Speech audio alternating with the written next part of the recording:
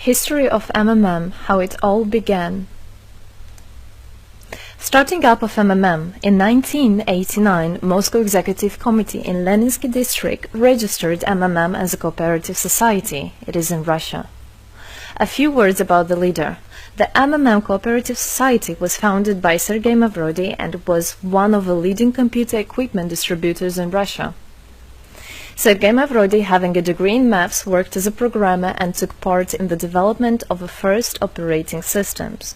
A few words about his decision to make his own company is the fact that having worked as a simple worker from 8 to 5, he understood that freedom is the most important for him, because that work of 8 to 5 is literally a slavery. At any point, at any time, the company can throw you out and you'll be left without nothing, although you could have worked in that company for years and years. So he realized it. This is why he decided to create his own child, and he knew whatever his efforts will be, it will come back to him in form of dividends and income.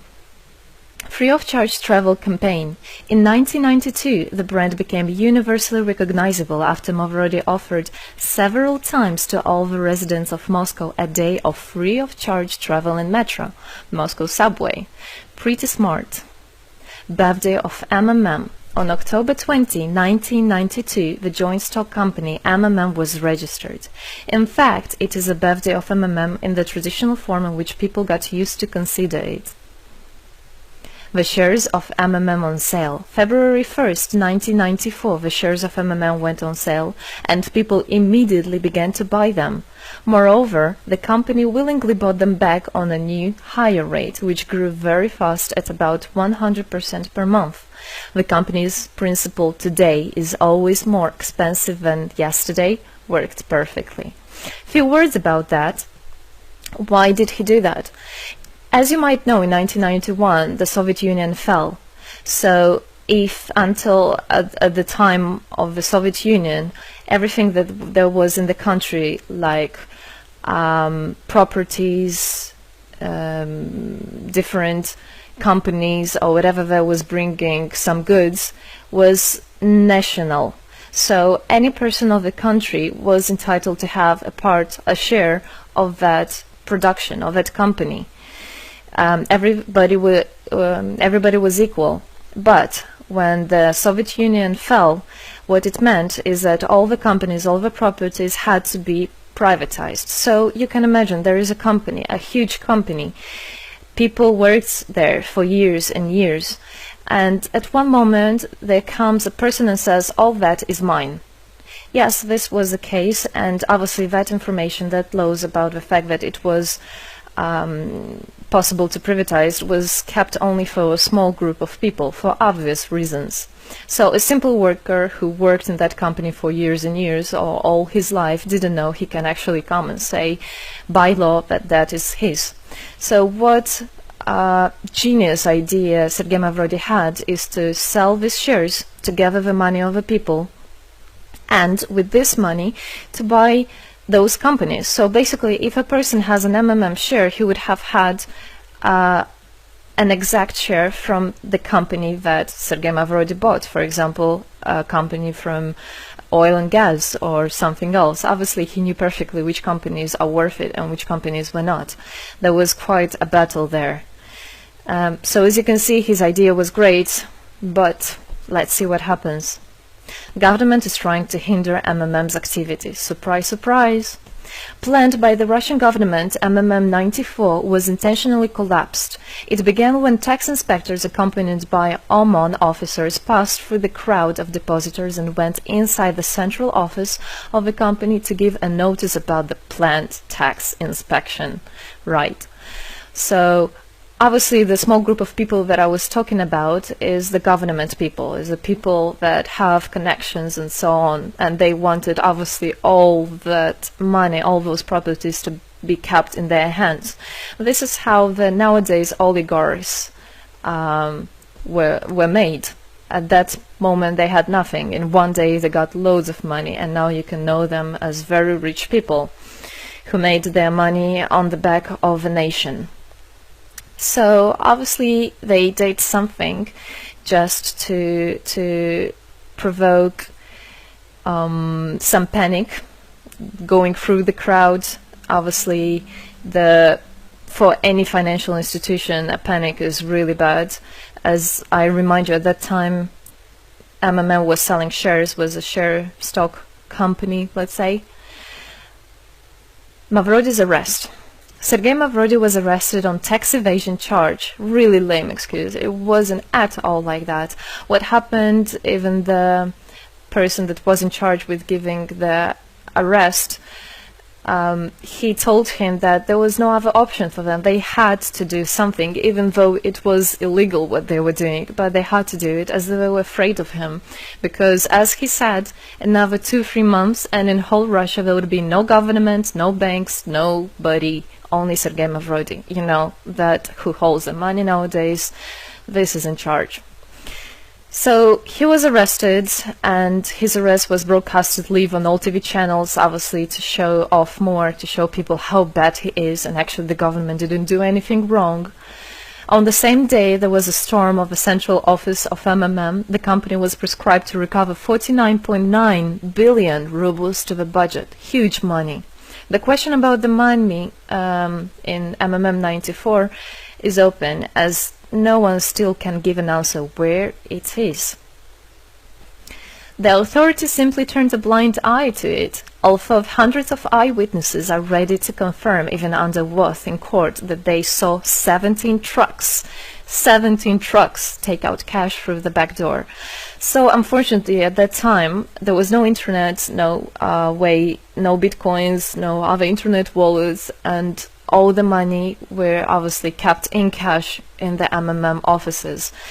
And the government took advantage of it. They just came, took it out, and then they said nothing. They just, moreover, they didn't say where the money went. They even made the way to make people believe that Sergei Mavrody was the one who took all those 17 trucks of money and disappeared.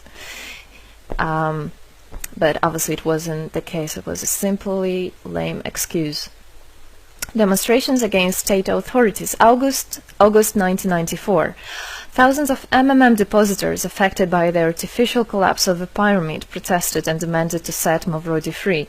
Actually, Mavrody could have used his powers and do huge, bigger protests, but he decided not to do that, as that would made as obvious a different protests of this type. Could be people injured or even killed, so he decided not to use people in this purpose.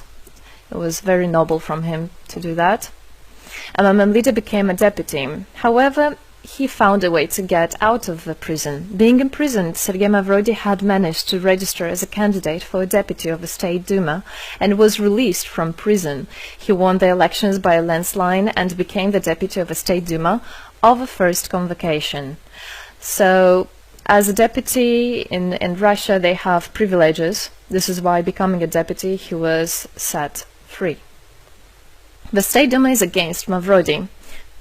Surprise, surprise! The State Duma deputies deprived Sergei Mavrody of his deputy plenary powers due to his permanent absence at the Duma's meetings. That incident was the only one in New Russia's history. Sergei Mavrody wasn't interested at all in politics. It's not he hates politics, as he said it many times. So he became a deputy only for the reason to get out of a prison. That's it. He wasn't interested to go to their meetings, as he himself considered as well the people there as being quite silly and not worthy to spend time with.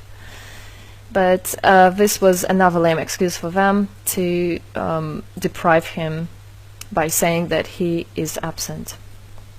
A candidate for presidency.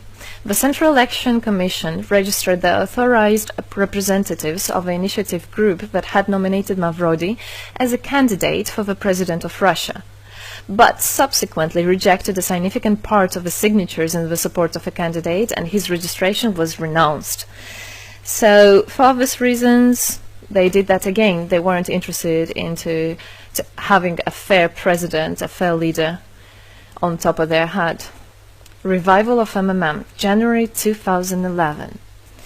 Sergei Mavrody renounced launching launching a new project of MMM 2011, Together We Change the World. Previously, there were simply no analogs of similar systems in the world.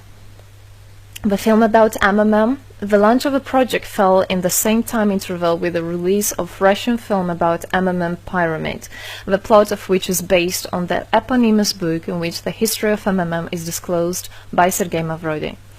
So he wrote a book, and there is a movie which I highly recommend you to watch. You can find it online on YouTube. MMM is building a new, fair financial order. June 2012, the activity of MMM made a lot of banks collapse and a huge outflow of funds from deposit accounts happened. The system numbered more than 35 million members at the time.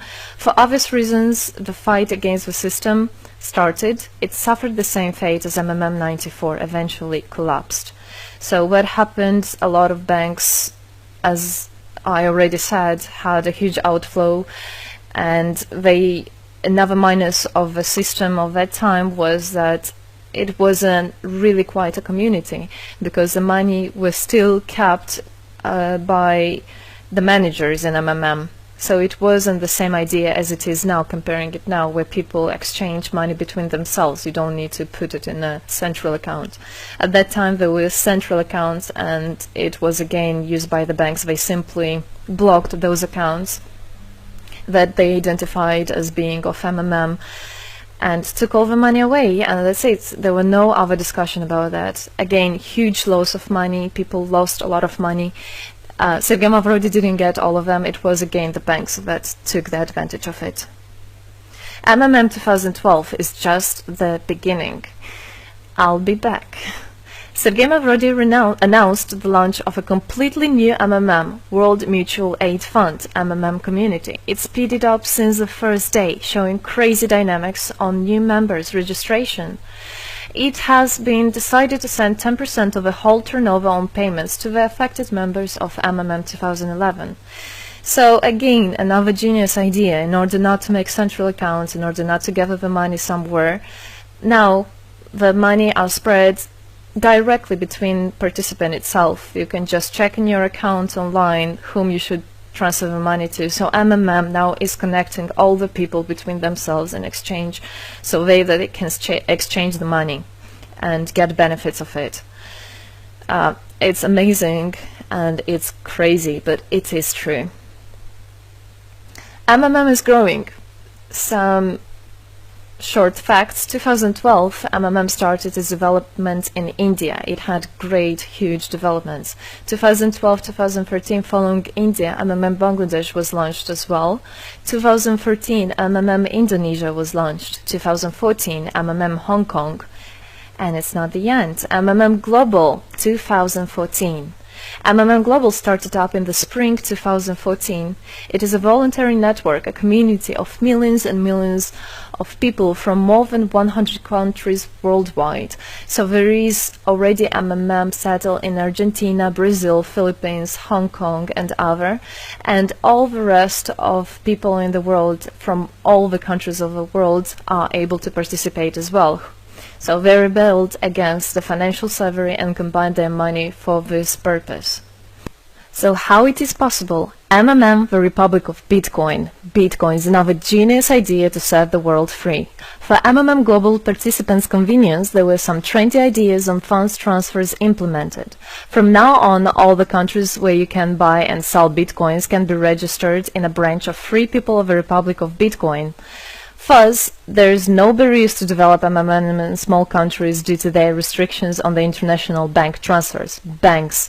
This is not something that we would want to use, as the banks can anytime put restriction on an account or even block an account and take all the money. Yes, the banks can do that. Read better your contract. So, Bitcoins is really genius idea to do that. Join MMM Global, join our community, set the world free. Don't hesitate, don't even think of going back, just go always forward. We are writing the history right here and right now. We are not going to be any more slaves working from 8 to 5, having pennies for that. We want to hold our own money and to get the benefits of it. I don't want a bank to use my money for their own purposes. I want us people, free people, to use our money, to exchange the money when it is needed, and to help each other. This is really a great idea. And join us, write the history here today with us, and together we will indeed change the world.